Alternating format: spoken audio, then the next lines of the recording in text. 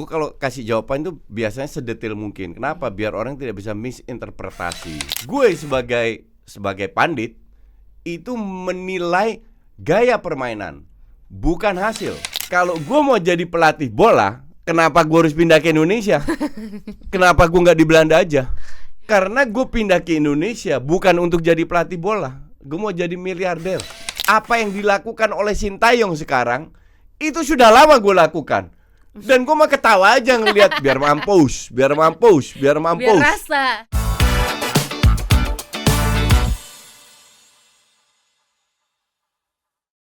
Hai M-Clubbers, welcome back to Lali Garum Podcast. Senang banget aku Harley Foren ketemu lagi sama kalian di YouTube channelnya M-Club Indo. Kalau kalian belum subscribe, coba langsung aja dipencet subscribe-nya. Dan kalian harus update video-video terbaru dari M-Club. Di setiap 2 minggu sekali ada video baru, supaya kalian juga bisa ikut kuisnya. Nah, sering-sering juga pantau Instagramnya M-Club, karena kita sering live Instagram dan kita bisa bagi-bagi voucher OVO gratis buat kalian.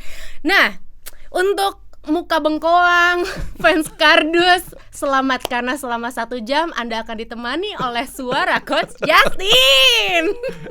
Halo, gue gak deg-degan ke sini karena gue berhadapan dengan adik iparnya Vincent. Jadi gue harus jaga diri. Untung aku adik ipar Vincent, Coach. Kalau enggak, aku dibully di sini. Aku takut sama Coach Justin. Kenapa takut? Karena Coach Justin terkenal dengan ya itu ceplas-ceplos, jutek, sering dibully tapi tetap dijawabin aja, pokoknya maju terus gitu. Kesannya tuh itu yang kita dapetin sebagai penonton. Enggak lah. Ini kan apalagi kalau kita siaran, kamu kan orang media. Kalau kita siaran itu kan nggak boleh ada dead air. Oke, satu. Harus isi terus. Dan kedua, gue kalau kasih jawaban itu biasanya sedetil mungkin. Kenapa? Biar orang tidak bisa misinterpretasi. Walaupun haters itu pasti mencoba memotong omongan gue di posting di TikTok. Iya.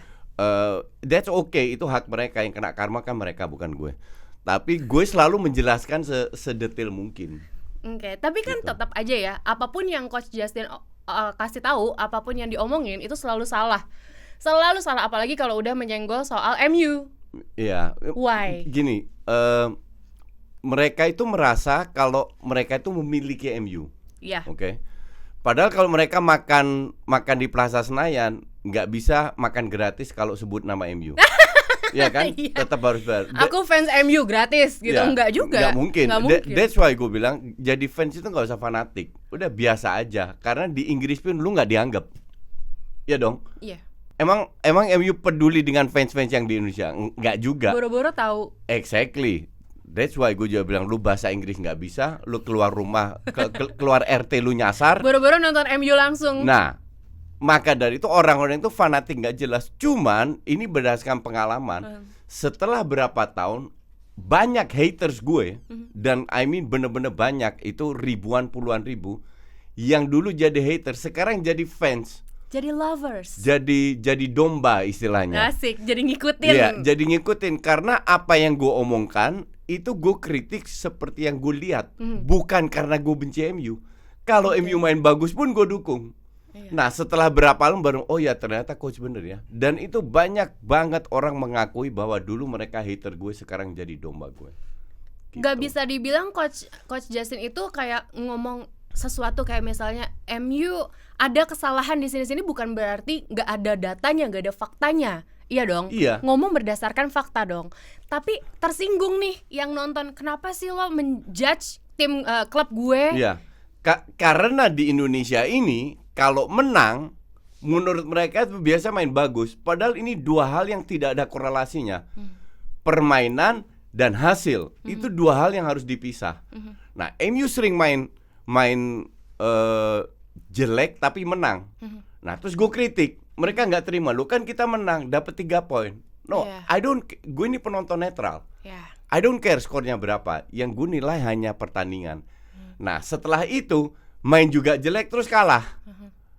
Oke? Nah, di situ loh mereka, kan gue udah bilang, contoh lah, musim ini Rashford, Maguire main jelek banget, dan itu terbukti. Pada saat menang kalian puji-puji, tapi pada saat kalah, padahal mainnya juga seperti itu. Nah, ini yang gue coba mengedukasi ke mereka bahwa hasil dan cara bermain itu dua hal yang berbeda. Gue sebagai pandit itu menilai gaya permainan, bukan hasil. Kalau kita mau bicara hasil, nonton live score aja. Iya. Nggak usah nonton Just Talk. Langsung disebut juga berapa nantinya gitu Iya. kan. Nah, ini yang banyak orang Salah. bukan salah persen. Mereka itu masih kesel bahwa tim mereka itu nggak boleh dikritik. Tapi harus diakui bahwa lama-lama mereka menjadi pintar dan banyak yang mengaku itu bahwa oke, coach, sekarang gue nonton bola nggak ngelihat skor doang. Gue ngelihat pemainnya seperti apa. Gue lihat gaya bermainnya siapa. That is what I want. Ya. Itu kan cuma orang-orang yang masih bertahan jadi followersnya Coach Justin. Apa kabar sama yang udah di-blok? Kan kita nggak tahu tuh dia udah Oke. tobat atau belum. Ini waktu gue siaran sama Vincent di Tonight Show, dia juga bilang, coach, lu haters lu banyak banget. Asli. Sekarang gue tanya, parameter haters itu apa?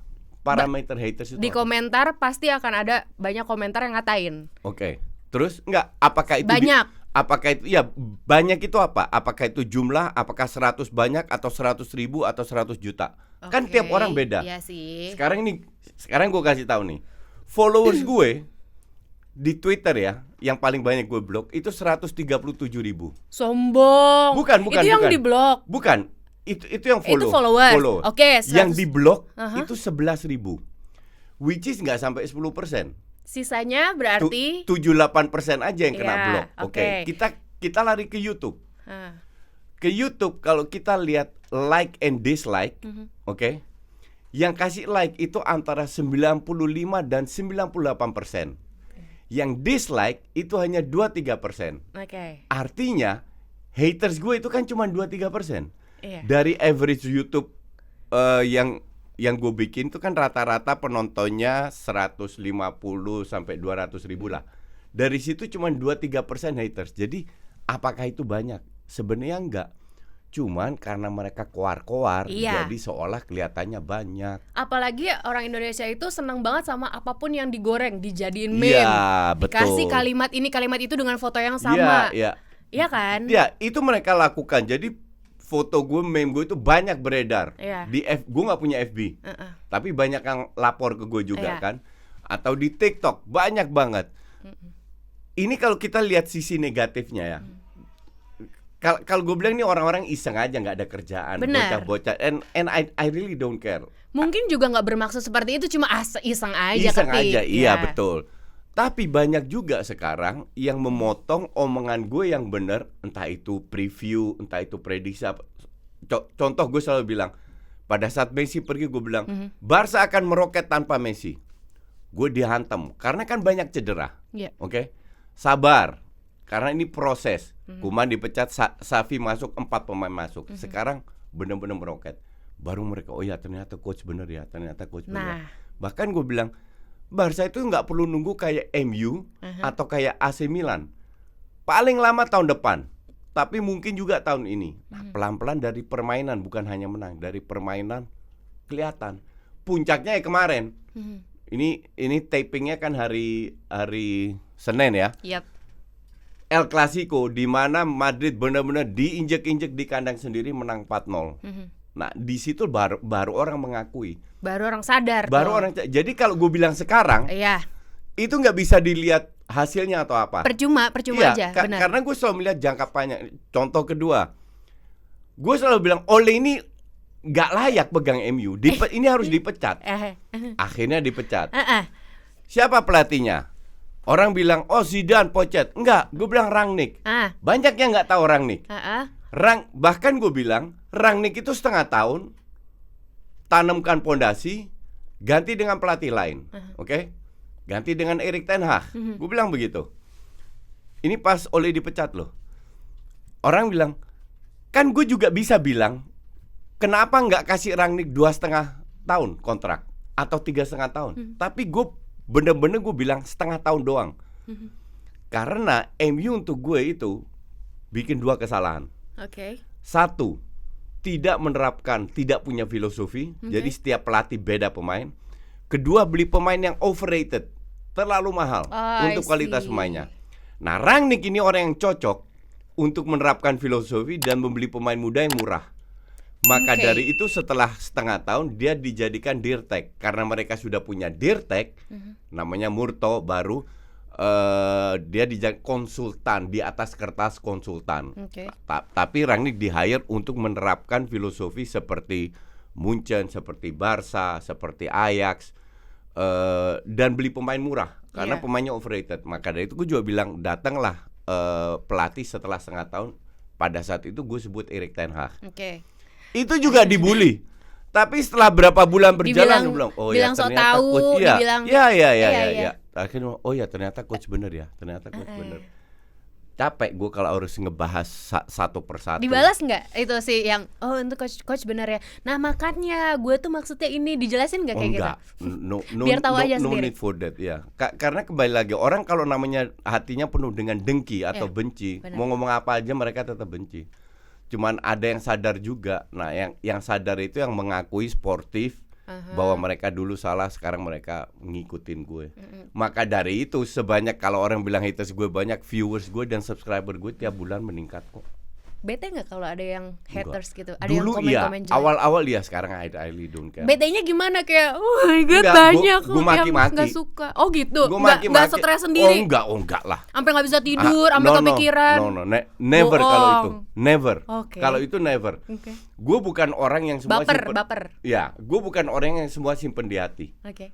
Semua yang gue nggak suka, gue bener-bener gue maki-maki, pakai istilah kebun binatang lah. Itu gue lakukan dulu. Sekarang udah nggak lagi. Udah tobat. Bukan, sekarang udah gue blok aja langsung. Simple kan? Itu dia. Karena ada tombol blok.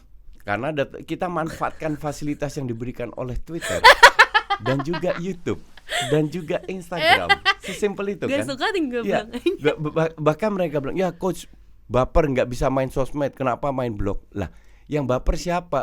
Lu gue blok kok lu yang ngamuk. Lu ngeblok gue nggak Iya, ngamuk bener. kok. Lu blok gue aja bebas kok. Masalahnya ya apa ruginya juga buat dia, apa ruginya juga buat Coach Iya, Justin kan. seolah-olah mereka itu hidupnya hanya di sosmed. Itu dia kayak Untuk nggak gue punya. sosmed itu cari duit doang. Cie. Sesimpel itu. Iya. Nggak kurang nggak lebih. Jadi kalau gue nggak main sosmed ya gue Iya, tinggalin. Kalau ada endorse apa gue posting. Ah, Iya kan? kan sumber pencarian juga di situ. Ya untuk gue cuman itu. Benar. Cuman kenapa gue harus, kalau sekali-sekali kayak match kemarin kita chat, ada yang bales normal lah, wajar, itu gue reply. Tapi kalau balasannya Oke. nyinyir atau apa itu gue blok. Males buat apa? Gue blok bukan Iya, males. iya, benar, Nggak gue anggap. Ya udah jangan dimarahin. Kan yang diblok yang sana ya, kita yang deg-degan. Seberapa peduli Coach Justin sama orang, mau nggak mau ya, tontonan yang disuguhkan sama Coach Justin itu kan juga pengennya dinikmati oleh banyak orang. Ya. Iya dong. Ya. Nggak mungkin kalau nggak mau ya nggak usah nonton, kalau mau ya nonton. Udah lu nggak usah nonton juga nggak apa-apa, nggak mungkin begitu juga. Ya, Tapi pengen menyuguhkan yang menarik, Oh, iya. tontonan yang enak didengar gitu Ya. kan. Tapi seberapa peduli sih Coach Justin akan hal itu gitu? Apakah memang ngalir aja, ya terserah gue mau ngomong apa, atau gimana sih sebetulnya yang dibikin di balik layar? Gini ya, gue itu memang dalam karakter gue itu suka untuk memberikan ilmu. That's why gue jadi pelatih. Oke? Pelatih itu kan memberikan ilmu. Nah, jadi pandit kan juga begitu. Pandit itu memberikan ilmu. Tapi jangan sampai kita merubah karakter kita. Kalau kita lihat mayoritas pandit sepak bola di Indonesia itu selalu main aman. Ya, biar fansnya tetap, Takut fansnya banyak. dibully, nggak mau di itu. Kalau gue nggak, that's not me. Itu bukan karakter gue. Jadi kalau gue ngomong ke orang, ya apa adanya. Kalau gue bilang jelek, bagus, sesimpel itu. Selama tidak mengandung fitnah dan sara. Iya, betul. Lu mau beda pendapat, lu nggak, itu hak lu kok. Ya. Gue nggak pernah bilang, tapi jangan nyampah di timeline gue. Kalau lu beda pendapat, kenapa lu harus nyampah di timeline gue? Iya dong. Iya. Gue nggak pernah minta pendapat lu kok. Oke. Kalau lu nggak suka dengan pendapat gue, ya lu nggak ada yang maksa untuk baca kan? Oke. Jadi sebetulnya nggak ada yang di-create di balik layar, Nggak harus ada. gimana tuh sebenarnya nggak. ada. Apa adanya aja ditampilkan. Kamu kalau lihat sekarang gue udah bikin 700-an YouTube Ya, iya. video kan, it's very simple semua. Dengan handphone. Awalnya nggak ada tripod, pakai laptop sebagai Sandaran. sehingga view-nya dari bawah ke atas. Oh. Setelah 2-3 bulan baru gue beli tripod yang harganya 125, baru beli mikrofon yang harganya 50.000. Sampai ada yang coach, suaranya bagus, itu pakai mikrofon merek apa? Gue lihat kagak ada mereknya. Cuma 50.000 beli online di Tokped. Yeah. Dan tapi gue selalu beli iPhone yang baru.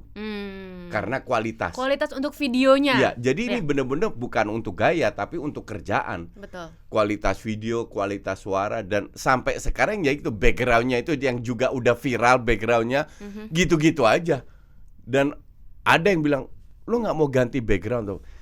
Gue nggak ganti aja tiap bulan 17.000 subscriber bertambah. Nah, 70. Gimana? Gue ganti background. Iya, I mean, jadi orang tahu kalau orang nonton videonya Justin, itu yang dilihat hanya informasi. Kontennya, bukan gimmicknya. Nggak ada lagu, nggak ada editan, nothing. Ibarat gue rekam, gue upload. Sesimpel itu. Gak ada efek-efek editan gak apalah. Ada nothing. Gak ada apa-apa. Sekali-sekali dengar azan, karena kalau gue lagi bikin subuh ada azan di belakang.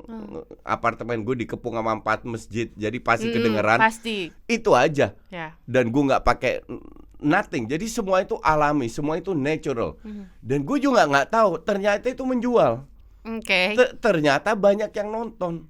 Dan sampai detik ini 2 minggu terakhir gue tutup komen ya di YouTube. Kenapa? Gue tidak mau kasih panggung kepada para haters itu. Ada yang bilang, coach itu ntar ngaruh dengan algoritma. Oke, kita lihat. Kagak ngaruh. Bener sih katanya gitu, tapi kagak ngaruh di gue. Engagement tetap tinggi. Asik. Viewers tetap naik. Like and dislike tetap sama. Bener, subscriber tetap naik, kagak ada yang ngaruh. Intinya nggak usah mikirin sampai segitunya, lo bikin aja yang lo suka. Lo mau matiin komen kayak apa terserah lo aja gitu. Iya, betul. I just do what I wanna do. Nah, gue tidak melihat what you love. Iya. Oh, kalau gini nggak ada sponsor masuk, kalau gini I really don't banyak care. Pertimbangan gitu. No, never. Nggak ada pertimbangan. Dalam hidup gue hanya melakukan apa yang gue suka. Kalau gue nggak suka, gue tidak lakukan. Gue orangnya harus fokus. Jadi gue tidak bisa let's say ngerjain 4 hal yang berbeda. I cannot. Gue harus 1 fokus, maksimal 2, karena gue harus fokus. Ini juga alasannya kenapa gue setelah Piala Eropa tahun lalu gue pensiun dari TV. Karena gue ingin fokus ke YouTube. Gue tampil di 3 platform, Just Haye, Pangeran Justin Show, sama DPI. Itu udah 5 kali seminggu ke studio. Itu aja waktunya udah habis. Tapi belum, alasannya karena nggak menghasilkan kali di TV juga. Salah satu itu. cuman kalau seandainya kita masih hobi, kan tetap kita akan lakukan. Benar. I have to choose. Iya. Karena kalau gue siaran di TV lagi, artinya Sabtu Minggu gue masih ke studio. Gak ada waktu buat keluarga. Gak ada. Atau bukan, nggak ada waktu untuk nonton bola, untuk ngebahas yang lain. Kamu tahu lah, kalau ke studio pulang pergi Kuningan ke Kebon Jeruk ya udah hampir sejam. Atau ketendehan atau misal. Belum jauh. Nunggunya, belum ini, belum itu. That's why I have to choose. Enggak, gue harus fokus ke YouTube. Dan setelah hampir setahun, I'm very happy. Ini keputusan yang sangat tepat karena penghasilannya meningkat. Dan gue lebih lebih enjoy. Karena gue 14 tahun di TV ya, Harley. Artinya every weekend gue harus keluar rumah. Benar. Every weekend. Sekarang gue weekend bisa santai di rumah. Nonton bola yang gue suka, relax, dan gue benar-benar enjoy. Di TV sama di YouTube juga perbedaannya, kalau di TV terlalu banyak aturan bla bla bla bla, persiapan yang ribet. Iya dong. Dan waktu bicaranya juga terbatas karena banyak iklan. Benar. Nah, itulah salah satu alasan kenapa gue bikin YouTube. Nah, di TV gue tidak bisa mengutarakan apa yang gue ingin katakan. Di YouTube bisa. It's up to me. Gue mau bikin YouTube video yang 10 menit atau 20 menit, suka-suka gue kan. Gitu. Benar. Sebenarnya fans kardus itu disebut sama Coach Justin tuh atas dasar apa sih? Kenapa tiba-tiba fans kardus, muka bengkoang? Apalah ada tuh Ya, banyak yang listrik. lah. Iya, iya. ya bokok Nggak bisa ngelewatin tiang listrik. nggak bisa lewatin Iya. tiang listrik. Gini, orang itu lupa, gue itu di Indonesia sekolah sampai kelas 5 SD, which is tahun 79 di Surabaya. Oke. Artinya bahasa Indonesia gue itu terbatas. Ngerti nggak? Benar. Jadi kalau kamu pernah lihat aku siaran di TV, gue sering pakai bahasa Inggris juga. Ya. Karena gue nggak dapat bahasa Indonesianya. Kedengerannya tuh kaku gitu loh, Coach. Iya, memang bahasa Indonesia itu bukan bahasa pertama gue, bahasa kedua. Bahasa pertama gue itu Belanda. Iya, Ya, karena gue besar di sana. I see. Karena bahasa gue terbatas, gue harus menjelaskan sesuatu kepada penonton atau pendengar dengan satu istilah, tapi mereka langsung nangkep. Ya. Kalau gue bilang, wah ini lo fans kardus lo, mereka kan bingung, tapi lama-lama kan nangkep. Artinya ini fans yang nggak ngerti bola, Asal yang jeplak aja. iya kan? Atau muka lu kayak bengkoang. Itu gue mulai dari Twitter itu gue tulis, gue kalau ngeblok lu nggak perlu nyinyir, muka lu kayak bengkoang aja gue bisa blok. Artinya orang udah paham langsung kan, Iya, yang gue maksud apa. Iya. Sama kayak bilang, wah Iwo Bini ngelewatin tiang listrik aja nggak bisa. Orang langsung paham. Karena apa? Karena bahasa Indonesia gue terbatas. Unik tahu istilah itu sebenarnya. Ya, jadi gue cari istilah-istilah yang unik biar orang langsung nangkep langsung bener. paham. Kita tuh jarang pakai kata-kata itu tahu.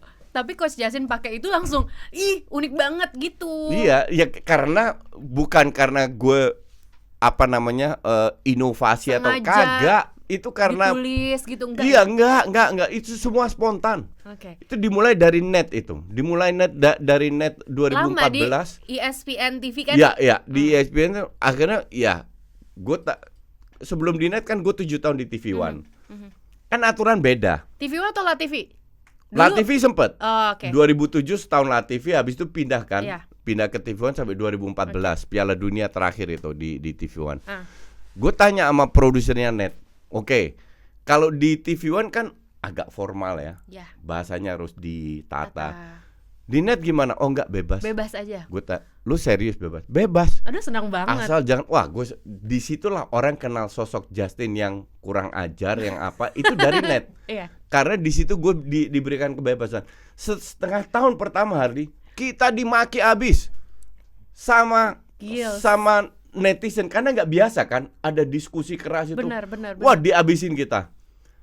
Itu setelah setengah tahun, pelan-pelan mereka paham kan. Nah, net itu 2 tahunan, habis itu pindah ke net soccer kan. Net soccer selesai 4 tahun, total 4 tahun kan.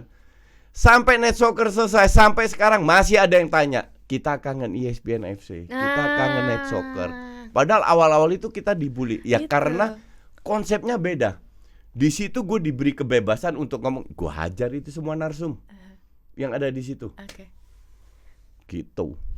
Tadi kan Coach Justin juga bilang kalau Coach Justin sebentar doang tuh di Surabaya, abis itu lama di Belanda, ya kan? Ya. Selama 20 tahun di Belanda, Ya. otomatis budayanya juga beda. Secara pemikiran itu kan juga beda ya, orang Indonesia sama orang sana, ya kan? Kalau bisa di-sharing sebelum kita menuju ke akhirnya jadi pelatih futsal bla bla bla bla, boleh ceritain dulu mundur dikit pas masa kecilnya Coach Justin 12 sampai 32 di sana. Jadi orang tua pindah. Kasarnya begitu kita ikut. Tuh gue naik di Surabaya itu gue sekolah di SD Santa Clara, naik kelas 5 ke kelas 6. Jadi tahun pertama itu gue belajar bahasa. Belajar bahasa Belanda ditambah pelajaran kayak matematika atau kayak gitu-gitulah. Nah, karena kecil umur 12 belajar bahasa yang cepat. Tapi di SD gue itu waktu itu ada halaman kecil lah. Setelah sekolah di sana kan sampai jam 3. Jam 9 sampai jam 3. Setelah sekolah orang pada main bola, ikutlah. Ternyata gue bisa main bola. Nah, karena gue bisa main bola, diajak sama temen gue ikut SSB. Nah, disitulah ini sebuah blessing in disguise. Karena kita sebagai non kulit putih, bahasa Belanda masih belepotan. Karena baru belajar, terus masuk ke SMP. Karena kita bisa main bola, jadi temennya banyak. Oh. Jadi ini benar-benar blessing in disguise. sepak bola di Belanda itu udah melebihi segalanya ya. Semuanya itu benar-benar ibarat kalau lu anak kecil lu nggak bisa main bola, temen lu nggak banyak. Iya. Benar. Lu dibully dan lain-lain. Nah kebetulan gue bisa main bola, jadi gue gampang dapet temen, diajak terus. Jadi kalau ada turnamen atau apa selalu diajak karena gue bisa main bola. Oke. Klub mana awalnya suka? Utrecht. Utrecht, Karena gue tinggal di Utrecht. Oke. Nah walaupun gue kuliah di Amsterdam, Ajax kan nggak bisa. Lu kalau Kenapa? once lu dukung Utrecht sampai mati lu dukung Utrecht. Oke. Utrecht itu klub kecil dan ada berapa temen gue main di situ kan. Klub kecil tapi ya karena kecil ini kita sangat Solid. solid, iya. Keluarga apa ya? Sangat kekeluargaan. Dan itu kan kekeluargaan ini dibangun karena kita ikut FC Utrecht home and away. Ya. Utrecht ini kan tim pas-pasan, ya kan, nggak pernah juara kayak gitu lah. Ya. Tapi kita selalu dukung dan fans Utrecht itu dikenal cukup hooligan, cukup sangar lah. Oke. Jadi kita sering ditungguin. Jadi contoh kalau gue sama fansnya ke Haarlem, itu yang nunggu bukan fans Haarlem. Fans Haarlem takut sama kita. Fans Ajax. Fans Ajax. Fans Ajax nungguin kita karena mau ribut aja. Kesel aja emang Iya. keselnya. Jadi semua itu kesel sama Utrecht karena kita solid. Oh. Nah dengan kesolidan itu membuat kita berbaur. Orang kayak bilang, lu pernah didiskriminasi? Orang tanya gitu gue. Karena gue non kulit putih kan. Nggak pernah gue didiskriminasi. Karena kalau lu udah gabung dengan fans club, di sana ada yang Arab, ada yang hitam, Berbagai ada yang putih, macam lah ya, dari tapi negara. kita dukung FC Utrecht. Jadi kita itu semua sama. Kita merepresentasikan satu bendera FC Utrecht. Jadi gue nggak pernah, gue 20 tahun makanya gue bilang orang didiskriminasi. Gue nggak pernah didiskriminasi.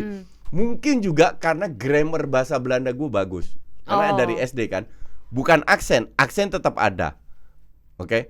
Tapi grammarnya mungkin karena itu. Tapi gue nggak pernah merasa didiskriminasi di Belanda.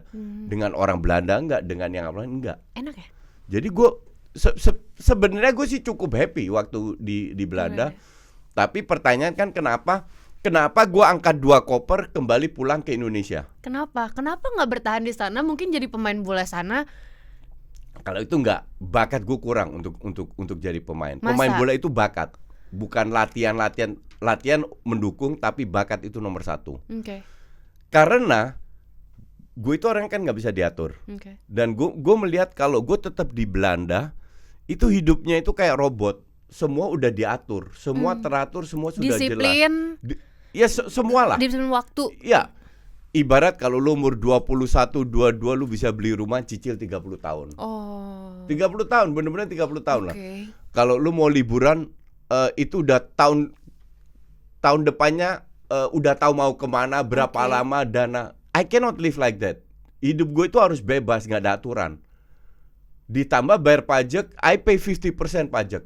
Oke. 50% karena gue tidak Gede. punya istri, gue tidak punya anak. Oh. Kalau punya istri nggak kerja turun ke 40-an. Oh. Kalau punya istri dan anak 35, 25 turun. Karena gue ini single, I pay 50% dan gaji gue itu cukup bagus waktu itu di sana. Oke. Gue bayar 50% for what? Berapa gajinya coba? Berapa gajinya? Kira-kira Waktu itu 8.000 guldenan. kali berapa tuh? Waktu itu 6 ribuan. Itu Oke. kita bicara tahun 95, 96. Hampir 50 dong. Iya. Oke. Waktu itu ya. Iya. Padahal average gaji di Belanda itu 2 ribuan. 2.000 3.000. Oke. Jadi orang pertanyakan kenapa lu dengan gaji bagus lu Sayang banget. Sayang banget. Ternyata harus bayar itu. Bayar pajak itu gue Pajak masih 50%. terima 8.000 bersih loh. Oke. Cuman gue pikir, gue selalu bilang hidup itu nggak selalu dengan duit. You have to enjoy your life Keren. wherever you are. Karena gue punya keyakinan dimanapun gue berada, gue bisa cari duit.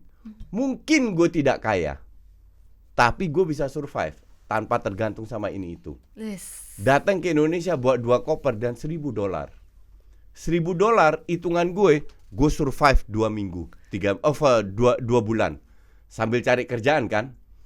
Kalau 2 bulan nggak dapat kerjaan selesai itu. Abis sudah. Iya. Ternyata sebulan di sini dapat kerjaan. Jadi kebetulan via teman. jadi sales manager di PT Pindo Daily, pabrik kertasnya Sinarmas di Kerawang. Mereka butuh sales manager untuk Eropa Barat yang bisa beberapa bahasa. Gue kan bisa bahasa Inggris, Belanda, dan Jerman. Nggak ada Dapet. urusannya sama sepak bola. Nggak ada. Itu tahun 99. Oke. Jadi gue datang, gue kerja 1,5 tahun, kenalan sama almarhum Aji Masaid. Baru 2001 kita main bola bareng di Liga Expat sama Matteo yang komentatornya MotoGP, Iya, Matteo Geroni. tahu Nah, aku. itu teman main bola gue itu. orang-orang lama ya. Orang lama semua itu. Umurnya udah semama aku. Ya, exactly. Apa namanya? Habis itu tahun 2003 Bikin sama almarhum Aji. 2004 sama Aji Masaid diajak gabung ke PSSI. Oh, oke, itu 2003 Futsal. tuh. Karena Untuk dia futsal. tahu gue main futsal udah dari tahun 79. Mhm. Di Belanda gue main futsal, diajak, oke. Mhm. Habis itu pergantian ketua, Nurdin Halid naik, gue diminta jadi pelatih timnas. Karena 2004 gue ke Belanda, 3 bulan di Belanda untuk ambil sertifikat pelatih futsal di KNVB. Oke, dapat lisensi itu. Dapat lisensi, balik Makanya ditawarin ini. ditawarin jadi pelatih timnas. Mengalir lah itu barang sampai 2009. 2009 tuh digeser dengan ketua, dengan exco baru. It happens dalam organisasi biasa, ya wajar. Akhirnya 2 tahun kosong, 2011 ganti ketua lagi, diminta jadi pelatih. Gue nggak mau. Kenapa? Nah, orang selalu bertanya, kenapa gue kan menganalisa sepak bola, kenapa gue tidak mau jadi pelatih bola? Bener. Karena mungkin baca secara teknik dan segala macam mungkin bener loh. Iya, betul. Let me tell you one thing. Kalau gue mau jadi pelatih bola, kenapa gue harus pindah ke Indonesia? Kenapa gue nggak di Belanda aja? Iya sih. Iya Bener dong. sih. Karena gue pindah ke Indonesia bukan untuk jadi pelatih bola. Gue mau jadi miliarder, bukan jadi pelatih. That's why gue tinggalkan keluarga gue dong. Ini pemirsa bisa menilai sendiri ya. Gua- Artinya Gue tinggalkan keluarga gue dong untuk sesuatu yang baru. sesuatu yang wah. Iya, bukan sesuatu yang masih tanda tanya besar. Gue akan jadi apa? Benar, belum tahu. Belum tahu Indonesia seperti apa, ya kan? Kalau cuma jadi pelatih aja ngapain gue tinggal ke Indonesia? Iya dong. Bahasa Belanda gue udah fasih, orang Belanda aja kalah grammarnya sama gue.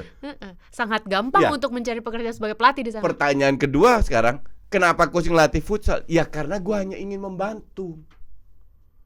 Sebenarnya itu aja.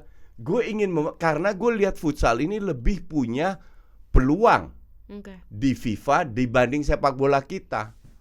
Jadi tujuan gue itu hanya membantu, Harley. Tapi membantunya Membantu juga yang kelamaan. kebablasan. Betul, kebablasan. Akhirnya 5 tahun ngelatih, 2,5 tahun di Irtek, 2013 setelah SEA Games Myanmar gue. Myanmar. This is enough.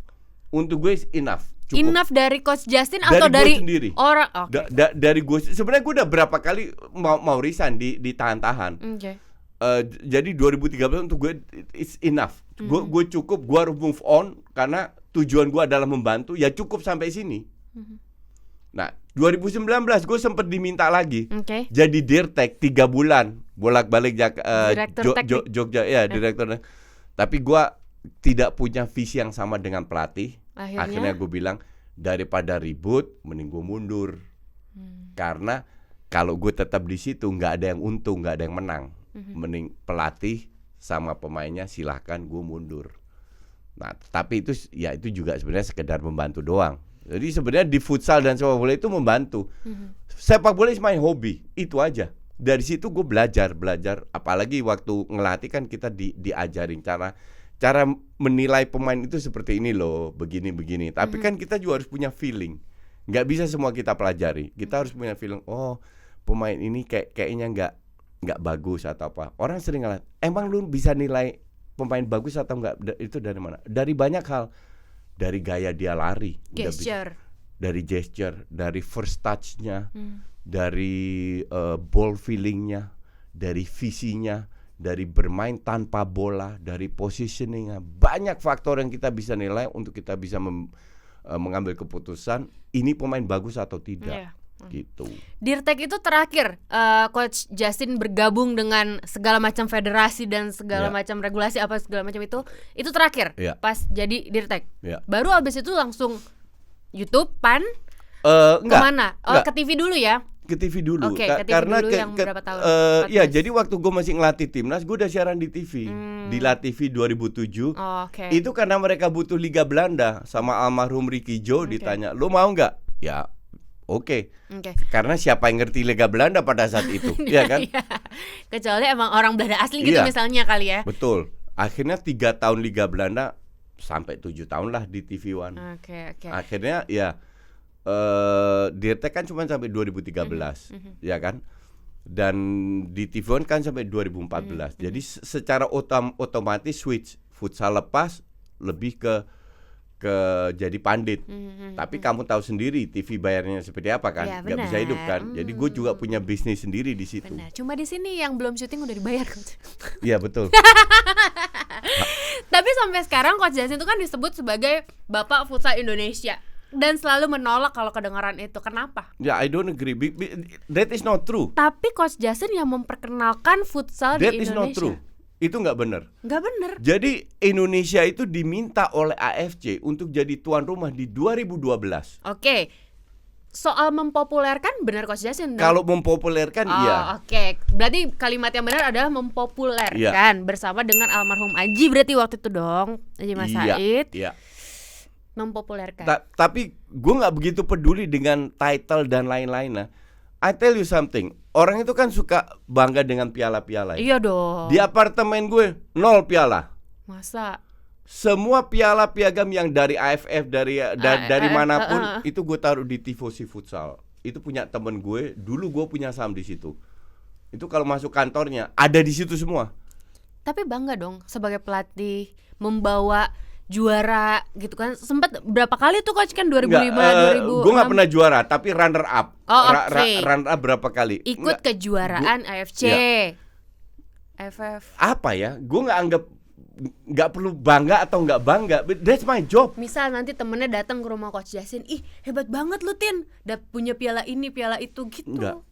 Gue gak mau dinilai dari piala. Ini contoh ya. Orang selalu mengagumkan tim yang jadi juara dunia karena punya piala kan, juara Eropa.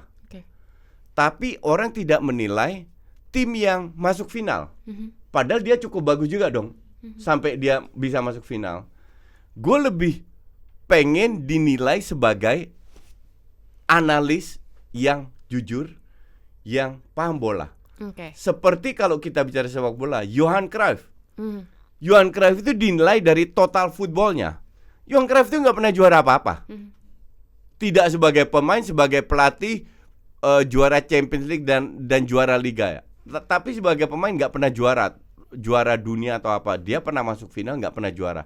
Cuman his legacy itu dikenal sebagai bapak total football. Itu akan berpuluhan tahun sampai kapanpun berada terus. Daripada cuman sekedar menang 1 piala. Benar. Gue tanya sama lu sekarang, lu tahu nggak yang juara Piala Dunia tahun 36? Enggak dong Coach. Nggak tahu kan? Nggak tahu. Rata-rata juga nggak tahu. Oke, tahun 50-an nggak tahu juga. Lahir tahun aja 60-an nggak tahu juga. Jadi apa artinya? Tapi kalau gue bilang, yang orang ngerti bola, lu tahu total football nggak? Orang pasti tahu. Berapapun dia umurnya. Nah, gue mending dikenang seperti itu daripada cuma sekedar piala. Coach Justin berarti ini kayak terinfluence sama Johan Cruyff ya? Oh ya, absolutely. Idola. Absolutely. Ya. Idola tidak hanya di lapangan bola tapi juga di luar lapangan bola. Jadi this guy is very unique, sangat anti mainstream dan gue juga anti mainstream. Out of the box. Ya, gue belajar banyak dari dia. Gitu. Walaupun Coach Justin besar di Belanda dengan tipikal atau jadi tipe orang tuh yang kelihatannya emang kayak orang Belanda banget. Karena aku punya teman yang ternyata teman Coach Justin juga orangnya juga begini, ceplos-ceplos, pintar banget, ngomongnya juga pokoknya smart, talkative gitulah Coach ya kan. Tapi mau nggak mau sekarang Coach Jasin ada di Indonesia nih, Ya. dengan bekerja di bidang olahraga yaitu sepak bola gitu kan, bekerjanya walaupun bukan jadi pelatih atau apa sekarang, Ya. tapi kan tentang itu gitu kan. Ya. Kasih pendapat dong tentang dunia futsal di Indonesia dan dunia sepak bola di Indonesia. Yang harus diperbaiki segimana? Komentar lah Wah, Coach, suka-suka Coach Jasin. Kalau harus diperbaiki emang kita butuh 2 hari untuk Butuh untuk 2 episode lagi menjelaskan. dong. Iya. Jadi intinya gini ya. Kita lihat berapa puluh pelatih sudah diganti, Nah, berapa ketua PSSI sudah diganti, kita nggak menang AFF. Ya dong. Artinya level kita itu udah bukan Asia. Padahal dari sisi bukan penduduk, tapi dari sisi penggemar sepak bola, pemain sepak bola, kita layak berada di level Asia. benar. Contoh kedua, kenapa di Belanda banyak sekali keturunan Indonesia yang bisa main di pro. Sementara level kita, contoh paling bagus orang Ambon lah. Oke, orang Ambon di Belanda banyak banget yang mungkin nggak top tapi minimal pro pemain profesional. Pro player. Gue bilang, emang kita kurang pemain Ambon? Emang kita kurang pemain bola Ambon? Kan bibit kita jauh lebih banyak daripada Ambon yang di Belanda. Tapi kenapa kita nggak bisa? Ya karena dari dulu olahraga kita, dan itu feeling gue bukan hanya di sepak bola. Pengurus itu pemikirannya top down, dari atas ke bawah. Dalam olahraga kita harus berpikir bottom up. Kita harus membangun bottomnya dulu, pondasinya dulu. Artinya? Pondasi artinya adalah full kompetisi dari 6 tahun sampai 17 tahun. Oh. Sekarang yang bikin kompetisi bukan PSSI, bukan Asprof, tapi media kayak Top Score. Benar. Terus buat perusahaan lah. Kan itu bukan tugas mereka. Benar. Bukan yang memang seharusnya bikin gitu. Iya. Nah, sekarang gimana lu bisa membuat sebuah olahraga jadi top kalau pembinaan lu nggak bagus? Sekarang mereka ambil pelatih Sintayong yang pernah ngelatih Piala Dunia langsung pengen jadi juara ini itu. Hey, come on. Emang segampang itu jadi juara? Enggak. Tapi kalau ada pelatih luar kan emang akan begitu Coach. Harapannya. Ini yang harus kita rubah. Yang kita berharap dari pelatih luar adalah merubah mindset, merubah paradigma. Apa contohnya? Kayak misalnya pemain kita yang paradigma mereka itu seperti apa sih? Oke, kalau kita nonton timnas, gue nggak nonton sepak bola lokal ya, tapi timnas gue masih tonton. Dulu pemain kita itu sering dikit-dikit long ball dari belakang, selalu crossing. Pemainnya di mana, temennya di mana, bolanya kemana. Sintayong mencoba merubah mindset. Sekarang kita coba membangun serangan dari belakang. Kekuatan Indonesia apa? Bukan long ball. Kekuatan Indonesia satu speed. Apakah fisik kita bagus untuk diadu? Enggak. Kita mungil-mungil. Tapi kita punya speed. Nah, kita fokus ke speed. Kita tidak fokus ke adu fisik. Kita tidak fokus ke passing jarak jauh. Karena akurasi passing kita jelek. Untuk long ball jelek. Ya, kita fokus ke jarak pendek. Nah, ini yang sekarang diterapkan oleh Sintayong. Pergerakan pemain lebih mobile, jarak antar pemain lebih dekat, bermain dengan bola-bola pendek. Bahwa sekali-sekali ada pemain yang bandel ngirim bola-bola panjang, itu bisa dikoreksi. Tapi pelatih itu bukan tukang sulap. Yang dalam sekejap bisa merubah sesuatu. Kalau yang gue nilai itu kan progres, bukan Indonesia menang kalah. I really don't care. Belum waktunya kita ke sana. Kita lihat dulu. Makanya jangan pikir kejauhan dulu deh. Kalau kita di final kalah lawan Thailand, emang kita layak kalah gitu loh. Tapi kita sangat appreciate dengan permainan kita lawan Singapura dan lain-lainnya. Karena ini butuh proses yang lama. Dan itu orang kita termasuk pengurus PSSI nggak sabaran. Dikit-dikit pecat loh. Lu kan punya lu kan udah punya pengalaman. Pelatih itu nggak lebih dari 2 tahun dipecat, 2 tahun dipecat. Kapan lu majunya kalau begitu terus? Kenapa nggak lihat dulu perkembangannya nanti akan gimana gitu? Beruntung netizen zaman sekarang kalau kita bahas soal timnas, mereka lebih toleransi. Jadi pada saat ada anggota Exco yang bilang Sintayong dipecat karena tidak berhasil menjadi juara AFF, dihajar sama netizen. Jadi netizen pun melihat kita nggak bisa semua instan. Nggak bisa tuh tiba-tiba Ini langsung harus bikin menang. Iya, ini ini butuh proses. Kalau lu sekarang ingin menerapkan policy top down dari atas ke bawah, fine, lu fokus ke atas ke timnas, tapi tolong bawahnya jangan dilupa. Dibenahi juga. Iya, dibenahi juga. Dan itu gue bilang sampai detik ini tidak terjadi. Oke. Tapi gue bisa cerita 2 hari 2 malam kalau soal Iya, itu. benar. Masalah organisasi, Yaudah, langsung. masalah apa banyak banget gitu. Ini pelatih nih. Kalau pemain, sebenarnya pemain kita tuh kayak gimana sih fokusnya coach? Apakah memang fokusnya untuk beliin pacarnya mobil mewah doang? Gini ya. Atau gimana sih coach? Gue waktu jadi pelatih timnas dan gue sempat jadi penasehat di Electric PLN, klub pro futsal, liga futsal. Gue itu selalu cari pemain yang kalau bisa dari luar Jakarta dan dari keluarga yang susah. Karena mereka fighting spiritnya tinggi. I see. Mereka fighting spiritnya tinggi dan gak neko-neko. Benar. Orang di Jakarta neko-neko banyak. Pergaulannya terlalu lebar, terlalu luas. Iya. Dan banyak atlet kita itu lupa. Gue bilang kadar profesionalitasnya itu patut dipertanyakan. Mereka hanya mengincar hak mereka, mereka lupa kewajiban mereka.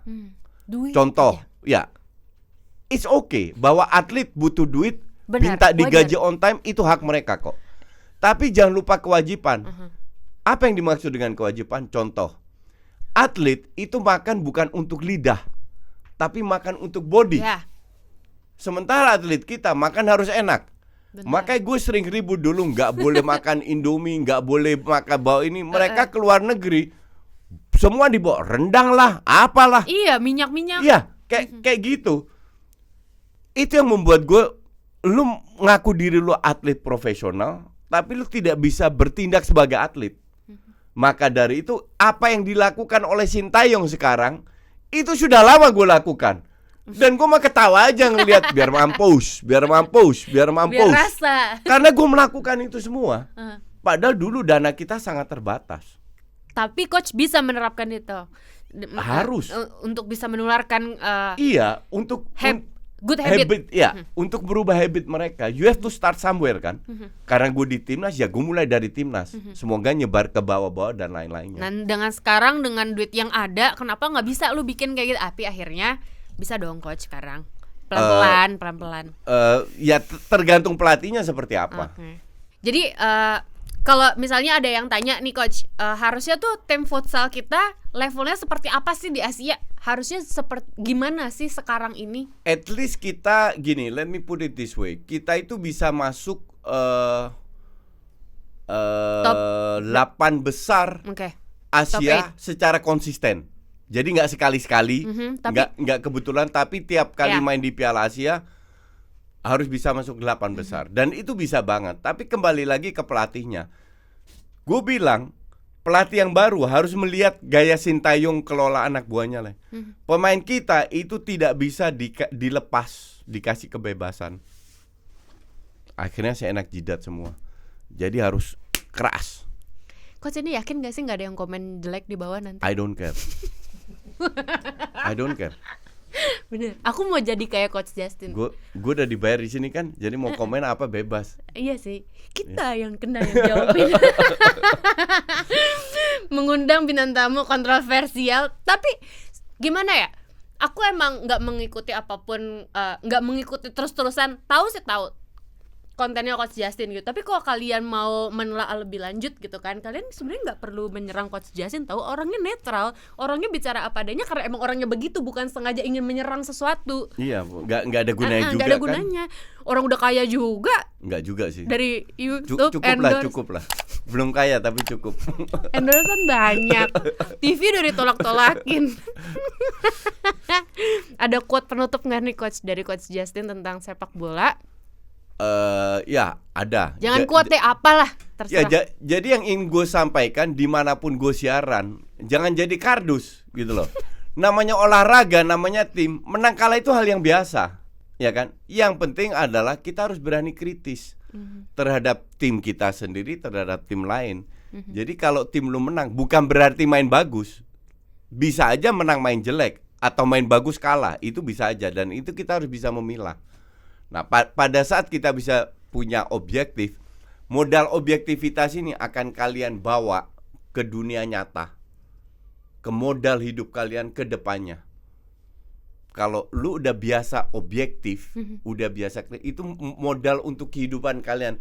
Sosmed itu bukan hidupan nyata, tapi nanti kalau kalian kerja, punya bos, punya pasangan, punya keluarga, punya teman dan lain-lain, itu sudah biasa karena kalian sudah biasa objektif.